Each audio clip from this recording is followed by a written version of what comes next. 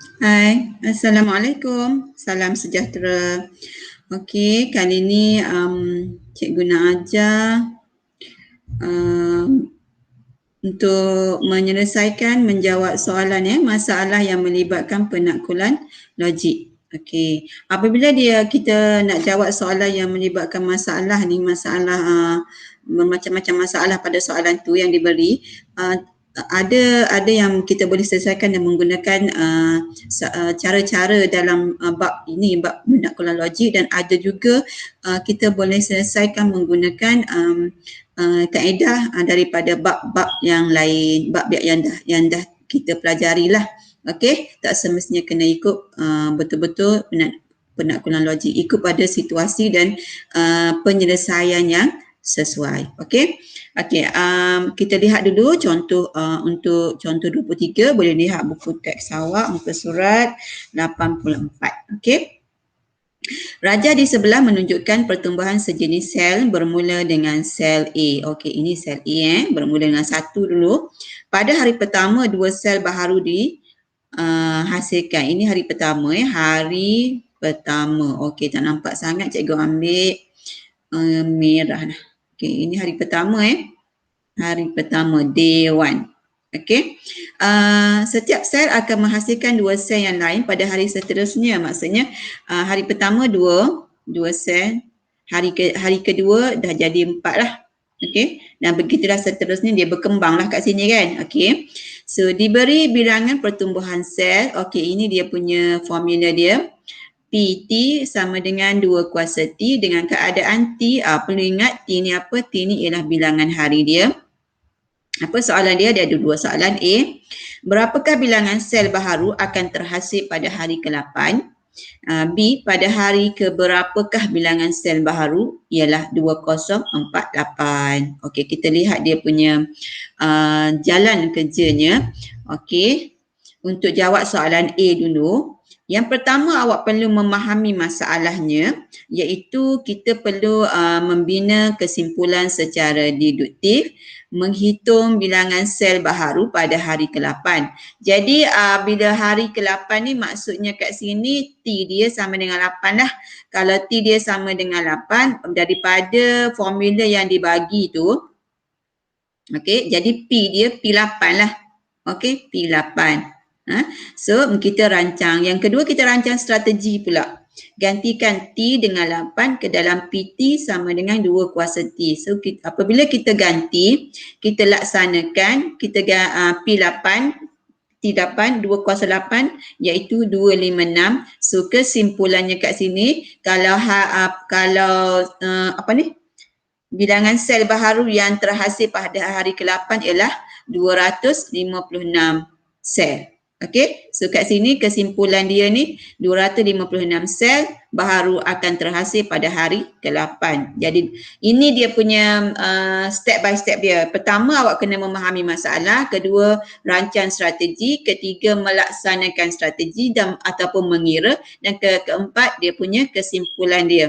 Okey, dia bagi step by step supaya awak boleh nampak dia punya flow untuk cara menjawabnya. Cumanya dalam exam tak ada dah perlu awak kena bagi tahu, okey ni memahami masalah, tak perlulah. Awak cuma ikut step sahaja. Okey, dan awak terus buat ikut flow. Okey, itu untuk A. B pula, pada hari ke berapakah bilangan sel baharu 2048. Sini maksudnya dia nak T dia berapa. Dia nak T berapa, kalau sel dia tu 2048, maksudnya hasil tu dia dah bagi dah 2048 kat sini. Bagaimana cara nak buat? Yang pertama, kita nak memahami masalah, hitung hari ke berapakah bilangan baharu ialah 2048, hitung T, PT sama dengan 2048. 2048 tu dia punya hasil dia, jawapan dia. Cumanya kita nak cari T tu apa, apakah nilai bagi T. So merancang strategi, 2 kuasa T sama dengan 2048. So kita laksanakan. Jadi 2 kuasa T sama dengan 2048 ni macam mana jadi 2 kuasa 11? Awak kena tekan kalkulator lah. 2 kuasa 8, 2 kuasa 9, 2 kuasa 10, 2 kuasa 11.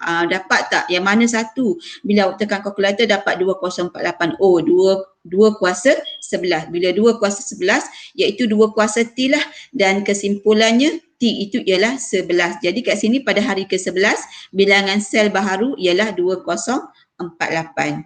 Okey, boleh faham contoh ya? Contoh yang pertama untuk contoh 23. Kita pergi contoh yang 24 pula.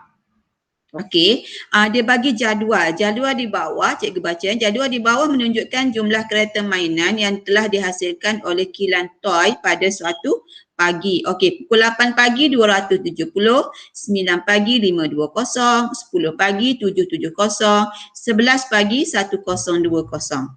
Jadi untuk A dulu bina satu rumus yang umum bagi bilangan kereta mainan yang telah dihasilkan oleh kilang toy berdasarkan jadual di atas. Maksudnya kat sini yang dia bagi ni apa, spesifik dia lah. Spesifik dia suruh awak buat satu rumus umum, formula dia. Okey, formula. Kita memahami masalah dulu, membina kesimpulan secara induktif. Yang contoh 23 tadi deduktif. Kenapa contoh 23 tadi deduktif? Sebab contoh 23 dia bagi formula dulu. Okey, cikgu ulang balik. Contoh 23 ni dia bagi formula dulu, dia suruh awak kira satu persatu A dengan B. Kes lah tu A dengan B. Jadi deduktif. Manakala contoh 24 ni induktif. Sebab apa? Dia bagi kes-kes tertentu dulu. Hari pukul berapa, dapat jumlah berapa mainan yang dapat dihasilkan, kes-kes tertentu. Dia suruh awak bina satu rumus umum di mana awak kena buat formula. So macam mana nak buat ni? Okey, kita rancang strategi pula. Memerhatikan pola nombor yang dibentuk oleh kereta mainan yang dihasilkan. Okey, tengok lihat pola nombor. Nombor dia semakin besar. Okey, pukul 8 270, pukul 9 520. Jumlah kereta yang mainan tu semakin banyak. Okey, melaksanakan strategi. Macam mana nak laksanakan strategi? Okey, sekarang kita lihat 270 dengan 250 apa beza dia? Bezanya adalah tolak di mana awak kena ambil 520 tolak 270. Dapat berapa? 250. Lepas tu cari pula beza di antara 770 dengan 520 pun sama, 250. Sama juga dengan 1020 tolak 770. Sama juga 250. So kat sini beza dia adalah 250. So macam mana nak buat? Okey, strategi yang pertama, macam mana kita nak buat, nak jadikan dia 270, ambil 250, mesti kena tambah dengan 20, dapatlah 270. Okey, 250 tambah 20, dapat 270. Okey, seterusnya, mesti kena letak 250, tak boleh tak letak sebab 250 dia punya pola, dia punya pola yang sama. Sama je. Okey, so 250, kat sini dia darab dengan 2. Ya kat sini awak kena try cuba jaya. Okey, 20 tu kita kekalkan. So darab 2 tambah 20. Dapat 520. Betul, awak perlu kira lah. Okey, yang ke atas ni baris pertama ni, kalau baris kedua darab 2, baris pertama tentulah kena darab dengan 1 lah. Cumanya dia tak letak kat sini. Okey, 250 darab 1. Cumanya dekat pelaksanaan strategi dia tak letak. Dia cuma tulis 250 tambah 20. Okey, seterusnya begitulah. Okey, darab 3, darab 4 dan seterusnya. Yang mana yang sepunya 250 dengan tambah 20. So ini dia punya rumusan dia 250 darab N. N itu ialah yang darab 1, darab 2, darab 3 tadi. Tambah 20 sebab 20 dia sempunya. N sama dengan 1, 2, 3, 4, ... So inilah dia punya jawapannya. Okey, rumus umum. Okey, itu jawapannya. Kalau nak bagi tahu pada pukul 12, boleh? Boleh kira lah. Awak boleh kira pukul 12 tu berapa hasil jumlah yang kereta mainan yang dihasilkan. Okey Alright, kita tengok yang ni yang A, kita tengok yang B pula, contoh 24 yang B pula. Kilang toy beroperasi dari pukul 7 pagi hingga pukul 10 malam 5 hari dalam seminggu. Okey, 7 pagi hingga 10 malam 5 hari seminggu. Berapakah kereta mainan dapat dihasilkan oleh kilang toy pada satu hari? Satu hari. Kalau satu hari bermula 7 pagi hingga 10 malam. Okey, 7 pagi hingga 10 malam. So kita kena memahami masalah. Waktu operasi kilang toy ialah 15 jam sehari. 15 jam sehari. Daripada mana? Daripada pukul 7 hingga pukul 10 malam, 15 jam. Jadi N dia ialah 15. Okey, dengan menggunakan rumus yang dibina dalam soalan A tadi, kita dah buat rumus tadi macam mana? 250 N tambah 20. Okey, N ni apa? N ni ialah jam Gantikan N itu ialah 15 dengan 15. So kita ganti N 15 dapatlah 3770. Apa yang 3770 ni? Iaitu kesimpulan dia, kilang toy menghasilkan 3770 kereta mainan dalam satu hari. Dia punya strategi dia, dia punya flow dia. Okey, flow dia. So harap boleh faham lah ni. Okey, yang pertama kena memahami masalah, kedua kena rancang strategi apa nak buat, ketiga melaksanakan strategi ni mengira, dan keempat jawapannya. Okey, kita lihat seterusnya. Okey, B tadi, B apa tadi? Okey, ni B1, contoh 24 B1, sekarang B2. Okey, B2 pula. Kilang toy menerima satu pesanan sebanyak 25,000 kereta mainan. Pesanan ini perlu disiapkan dalam masa seminggu 7 hari. Okey, adakah kilang toy dapat menyerahkan kereta mainan yang dipesan pada masa yang ditetapkan? Maksudnya dia boleh dapat tak dia siapkan dalam masa 7 hari itu sebanyak 25,000? Sekiranya tidak, cadangkan satu cara penyelesaian supaya kilang toy dapat menyiapkan pesanan ini. Penyelesaian masalah lah ni. Okey, first kita memahami masalah dulu.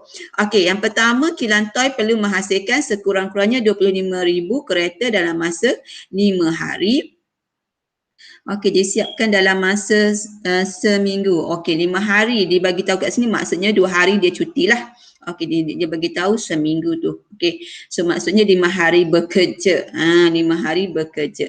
Okey, yang kedua, kilang toy menghasilkan 3770 kereta mainan dalam masa sehari. Kat mana kita ambil 3770 tu? Dekat B1 tadi. Dekat B1 tadi kita dah kira tadi kan, 3770. Okey, so sekarang macam mana kita nak buat? Darabkan 3770 darab dengan 5, bandingkan hasil darab dengan 25 dan buat kesimpulan. Okey, kalau kita darab, kita 3770 darab 5, kita dapat 18,850 darab dengan 5 hari. Okey, so 18,850 kurang daripada 25,000. Dapat tak dia tercapai tak? Dia boleh buat tak ni dalam masa 5 hari? Tak boleh kan? Sebab dia dapat hanya menghasilkan 18,850. Okey, so kesimpulannya, kilang toy tidak dapat menyerahkan kereta mainan yang dipesan. Target dia 25,000 5 hari, tetapi bila kita buat 1 hari tadi yang kita kira tadi 3770 darab dengan 5 hari, kita dapat 18,850 kurang daripada 25,000. So dia tidak dapat menyerahkan lah kereta mainan yang dipesan. Okey, cadangan kilang toy memanjangkan operasi kepada 20 jam sehari supaya dapat menghasilkan 250 darab 20 tambah 20 dapat 5020. Dan 5020 ni kalau kita darab dengan 5, dapatlah 25,100. Jadi dia lebih daripada 25,000. Macam mana cikgu dapat 20 jam sehari? Kena cuba jaya sebab dia dah bagi formula. Kita dah buat formula dah tadi. 250 darab N tambah 20. Ini formula kita. So awak letaklah N tu ialah dia punya bilangan jam. Bilangan jam N tu ialah bilangan jam. Letaklah berapa jam sampailah dapat, kalau kita kira darab dengan 5 hari dapat lebih daripada 25,000. So kat sini 20 jam. Kena panjangkan masa operasi lah daripada berapa jam? 15 jam kena tambah 5 jam lagi. Jadi 20 jam. OT lah sebenarnya kan. Macam itulah. Harap faham ya. Okey, kita pergi pada praktiskan diri 3.2F. Ada 4 soalan di sini. Macam mana kita nak buat? Soalan 1, kadar bayaran letak kereta dalam hotel cahaya dihitung mengikut kadar berikut. Masa bayaran, jadual Okey, 1 jam pertama atau sebahagian daripadanya dapat RM6. Maksudnya kalau dia tak sampai 1 jam, 45 minit ke 15 minit sekalipun ke 30 minit ke 40 minit ke, tetap kena bayar RM6. Walaupun tak sampai 1 jam. Okey, 1 jam memang kena bayar RM6 1 jam pertama. Tapi kalau tak sampai 1 jam, tetap juga RM6. Okey Lepas tu jam yang kedua sampai yang ke-6. Okey, kena bayar RM5. Lepas tu setiap jam yang seterusnya, maksudnya jam yang ke-7 seterusnya kena bayar RM3. Okey, so sekarang Zainuddin meletakkan kereta dari jam 07.50 pukul 7.50 untuk menghadiri kursus di Hotel Cahaya. Selepas kursus Zamuddin ke Zainuddin ni? Cikgu cek balik Cikgu cek balik Zamuddin.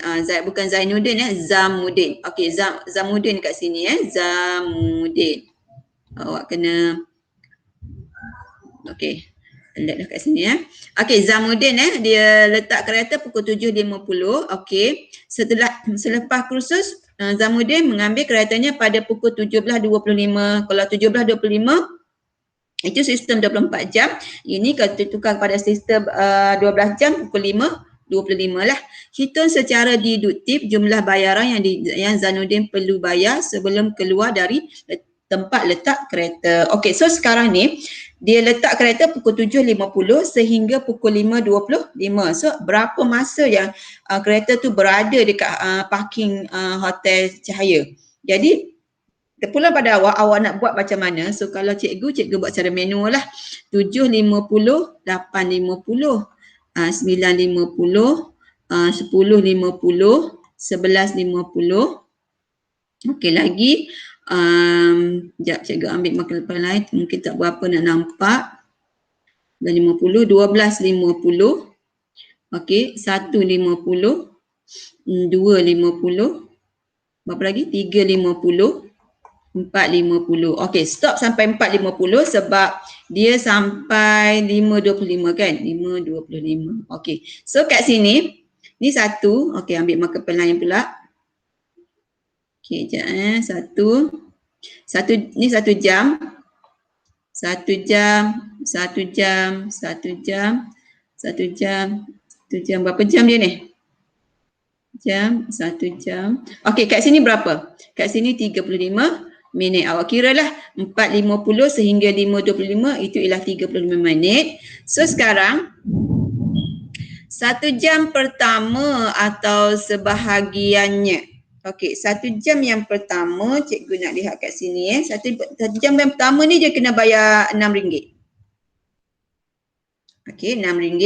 Sudah ada kat sini. Okey, dia ialah 9 jam 35 minit Awak kira dah satu ni ada berapa? Kira yang satu ni ada 9. 1, 2, 3, 4, 5, 6, 7, 8, 9. 9 jam 35 minit. Okey? 9 jam 35 minit. Masa kereta tu berada dekat Hotel Cahaya. So untuk 1 jam pertama RM6. Okey, dah ada. Ni dah ada. Okey. Lepas tu jam yang kedua hingga jam ke-6. Okey, 1, 2, 3, 4, 5, 6. Berapa ni? Yang cikgu tanda right ni berapa? 5 jam. Okey, 5 jam. 5 jam ni ialah jam yang kedua hingga yang ke-6 kena darab 5. Dalam jadual kena darab dengan RM5. So kat sini 5 darab RM5. Okey, tambah. Okey, setiap jam yang seterusnya kena RM3. Sini RM3. Sini cikgu buat kat sini RM6. Ni RM5, sorry, RM5. Ni RM5, RM5, RM5, RM5, RM5. Kat sini RM3 lah. RM3, RM3, RM3. Okey. Jam pertama RM6. Jam yang kedua sampai jam yang ke-6 tu ada 5 jam. RM5 darab dengan 5. Lepas tu jam yang seterusnya RM3 lah. RM3. Kat sini RM35 ni kalau ikut yang jam pertama kan sebahagian daripadanya kena yang ni RM3 juga. Kena RM3 lah. Okey. Jadi kat sini ada berapa RM3 ni? 4. 4/3 lah. 4/3. Sebab dia RM35 ni berada pada setiap jam yang seterusnya. Walaupun tak sampai 1 jam, dia tetap kena bayar RM3 seperti yang dia tulis pada 1 jam atau sebahagian daripadanya yang kena tetap bayar RM6 tu. Yang ni pun walaupun tak sampai 1 jam kena bayar RM3 sebab dia dalam kategori setiap jam yang seterusnya ni. Okey, so sekarang ini pengiraan dia. So awak kira dapatlah RM43 yang dia kena bayar. Okey, dan seterusnya, okey, soalan nombor 2. Jumlah penduduk di Taman Gembira, okey, awak boleh tengok buku awak mengikut formula. Okey, ni formula. Okey, ni formula dia. Okey, cikgu kena slowkan suara sebab azan asar. Tapi cikgu tak boleh nak berhenti cikgu sebab cikgu dah record. Okey, ini formula dia. Okey, cikgu tukar. Okey. Okey, ni formulanya. Dengan keadaan T ialah bilangan tahun. Ingat T ialah bilangan tahun. Diberi jumlah penduduk di Taman Gembira 1 Januari 2012 ialah 25,000. Pada 1 Januari 2012, 25,000. A. Buat kesimpulan secara deduktif mengenai jumlah penduduk Taman Gembira pada 31 Disember 2016. Okey, pada 31 Disember 2016. Okey, so sekarang jawapan dia kita nak buat macam mana ni? 1 Januari hingga 2012 hingga 31 Disember 2016 itu ialah 5 tahun. 2012, 2013, 2014, 2015, 2016, 5 tahun. Jadi T dia ialah 5 tahun. So masukkan T dalam formula yang diberi. Pada 31 Disember 2016 dia punya jumlah penduduk akan bertambah menjadi 32,500. Okey, kat sini awak kena cari bilangan T iaitu bilangan tahun daripada 2012 hingga 2016. Kat sini dapat 5 tahun. So masukkan dalam formula. Okey, B pula. Pada tahun berapakah penduduk Taman Gembira akan mencapai 77,500? Yang ni dia siap-siap bagi hasil dan soalannya ialah cari T. Macam mana nak cari T? Okey.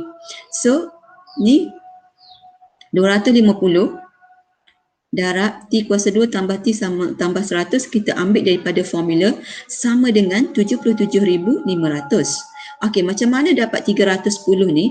310 dapat daripada 77,500 bahagi 250.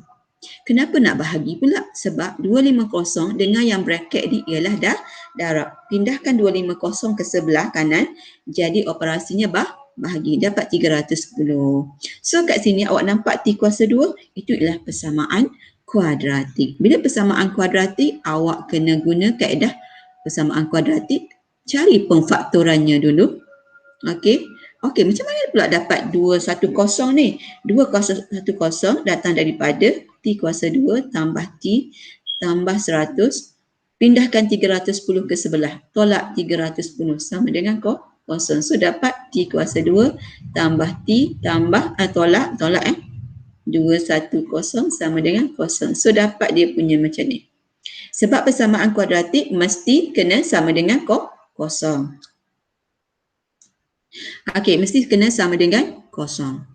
Jadi kena pindahlah 310 ke sebelah kiri. Okey, boleh Lepas tu apa nak buat? Cikgu dah ajarkan guna calculator. Dapatkan dia punya nilai. Dapat T negatif 15 dan T 14. Apa nak buat ni? Kita masukkan dalam dua bracket ni. Pemfaktoran dia lah.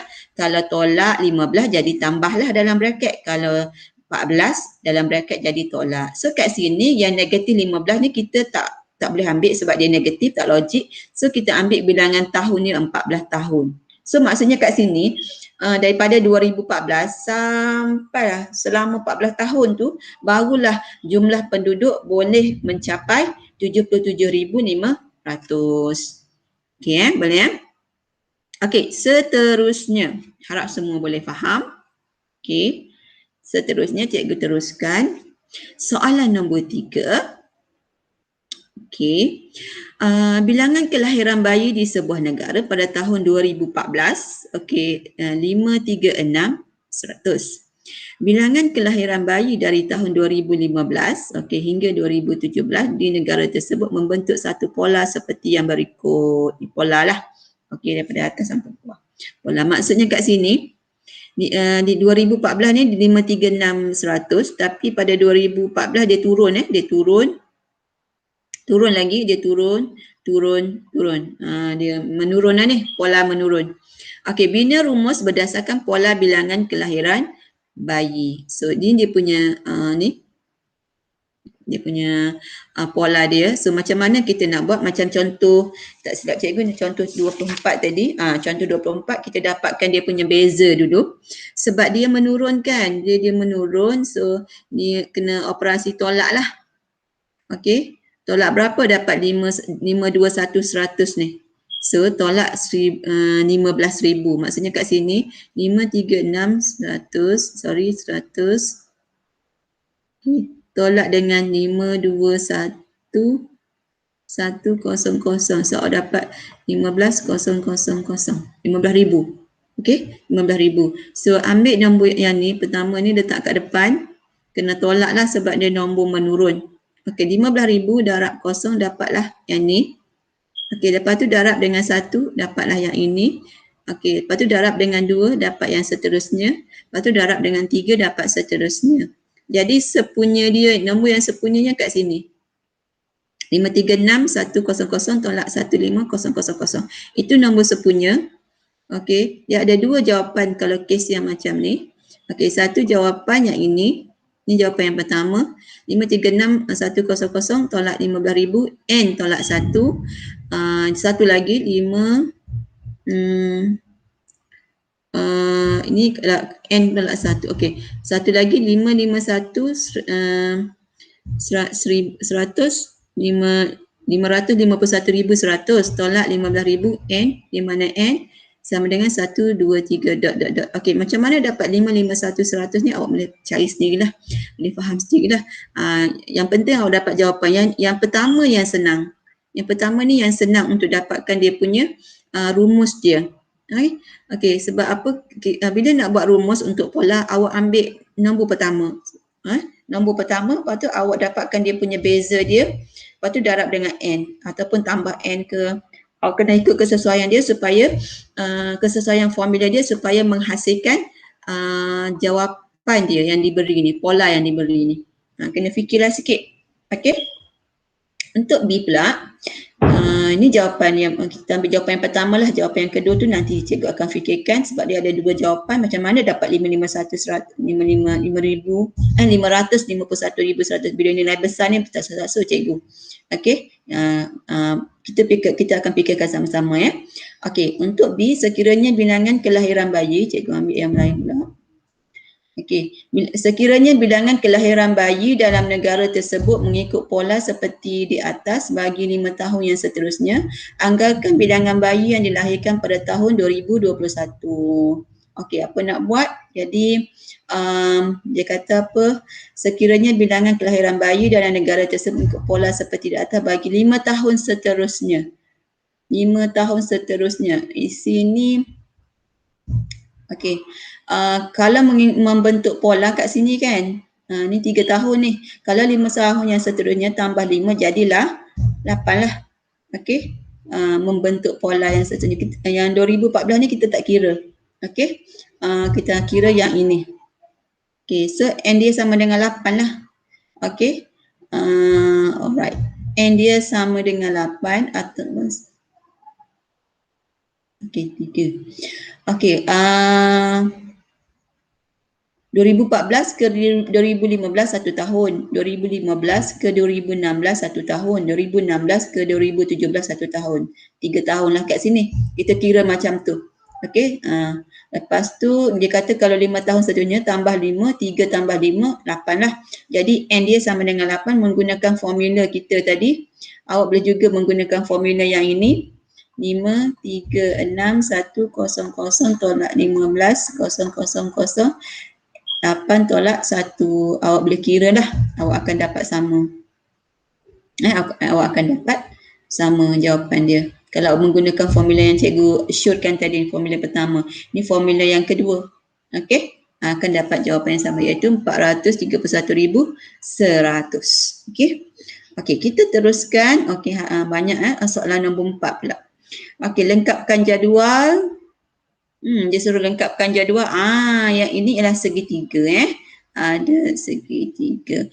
Yang ini awak kena ingat apa ni? Sebelahan, setetan dengan hipotenus. Opposite, adjacent and hypotenuse. Kena ingat sin.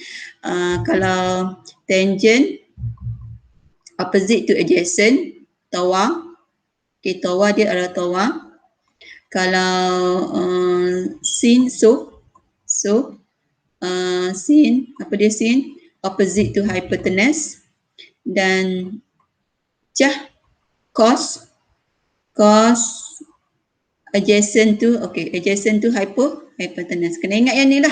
Di manakah adjacent, di manakah opposite, manakah hypotenuse. Hypotenuse yang paling panjang Opposite tu dia bertentang dengan sudut. Jadi kat sini dia suruh awak lengkapkan jadual. First kita kena lengkapkan jadual dulu. Sin 60. Bila sin 60, sini opposite, ni adjacent, ni hypotenuse. Okay. Bila sudut dia 60, dia kata sin 60 kan, sudut dia 60. Setentang dengan 60 tu opposite. Yang paling panjang tu hypotenuse, yang bawah ni ialah, yang X ni ialah adjacent. So untuk sin ialah opposite to hypotenuse. Kat sini lah. So Y per Z. Yang ni. Y per Z. Okay Lepas tu, cikgu ambil color lain nak bagi nampak beza. Okay, lepas tu kalau cos 30, bila cos 30, yang ini pula opposite. Opposite ni dia setentang dengan sudut. Okay, yang ini ialah hypotenuse paling panjang, yang ini ialah adjacent pula. Cos ni apa? Cos ni ialah adjacent to hypotenuse. Bila adjacent to hypotenuse, Y per Z lah. Adjacent to hypotenuse, Y per Z juga. Okay. Untuk yang gambar rajah yang kedua pula, sin 40, sini opposite, sini adjacent, sini hypotenuse. Yang paling panjang tu hypotenuse. Yang opposite tu yang setentang dengan sudut. Adjacent tu dah ada opposite dan hypotenuse, tentu dah sisi satu lagi ialah adjacent. Adjacent tu apa? Adjacent tu ialah sebelahan. Opposite tu ialah setentang. Hypotenuse lah. Okay, kalau sin 40, mana sin? Sin ialah ni lah OH lah. So kan, P per R. Okay, kalau cos pula, cikgu tukar ambil yang lain pula. Cos 50. Kat sini pula opposite, sini adjacent, yang sini hypotenuse, tetap hypotenuse yang paling panjang. Cuma bertukarnya ialah opposite dan adjacent. Okay, kalau untuk cos is adjacent to hypotenuse. Sama, P per R. Okay, alright. Teruskan. Ni kena ingat tua, adjacent mana, opposite mana, hypotenuse mana. Okay, untuk yang seterusnya, sin 20, kalau sudut kat sini 20, di manakah opposite dia? Dekat A opposite dia, dekat B ni adjacent dia, dekat C ni adalah hypotenuse. Bila sebut sin ialah OH, A per C. Dah ada kat sini. Okay, lepas tu teruskan. Okay, 70 pula sudut dia, maka setentang dengan 70 ialah opposite, sini adjacent, ni hypotenuse. Apabila dia nak cos 70, cos ialah mana ni adjacent to hypotenuse, A per C juga. Ni jawapan dia, sebab dia suruh lengkapkan. Boleh? Yang ni kena faham semua, kena faham betul-betul sebab awak dah belajar. Awak dah banyak kali belajar dah. Tua. Dah banyak kali belajar dah.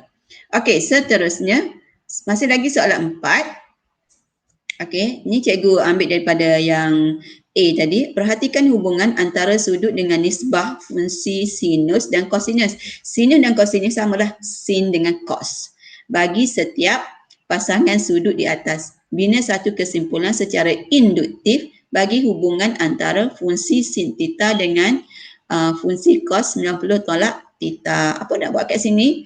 Dia suruh awak buat dia punya spesifik dia. Sebab dia dah bagi dia punya formula umum dia dah bagi. So kat sini kita tengok untuk sin sin theta tu untuk sin lah, jangan tengok yang untuk cos. Sin 60, sin 40, sin 20. So kita letak kat sini sin 60, sin 40, sin 20. Jadi theta dia yang pertama ialah theta dia 60, theta 40 dan theta 20. Okey.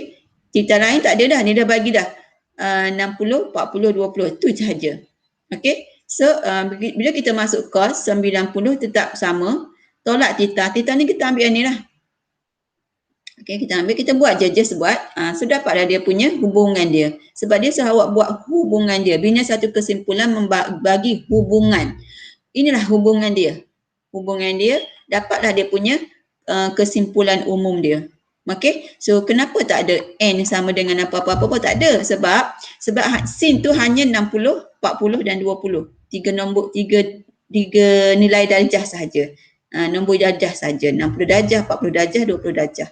Okey, harap fahamlah. Yang ni tak ada n. Kenapa theta tu tak boleh buat n? Sebab darjah adalah untuk theta. Theta adalah untuk darjah, tak boleh buat n. Tak kena buat sin n. Okey. Dan last sekali untuk soalan C, dia beri sin 80 darjah sama dengan 0.9848 berdasarkan kesimpulan induktif daripada soalan B di atas. Okey, nyatakan nilai cos 10. So kalau sin 80, kita ambil formula yang diberi dekat tadi yang cikgu baru ajar tadi, cos 90 tolak 80 cos 10. So terbuktilah berdasarkan nyatakan nilai cos 10. Okey, inilah nilai cos 10 dia. Cos 10 0.9848 macam mana kita dapat? Kita dapat daripada formula. Okey, senang kan, simple, nampak macam susah tapi simple sahaja. Harap semua faham ya. Harap semua faham dan cubalah buat ulang kaji bab ini. Kita dah habis dah satu bab, cuba buat ulang kaji ya. Terima kasih.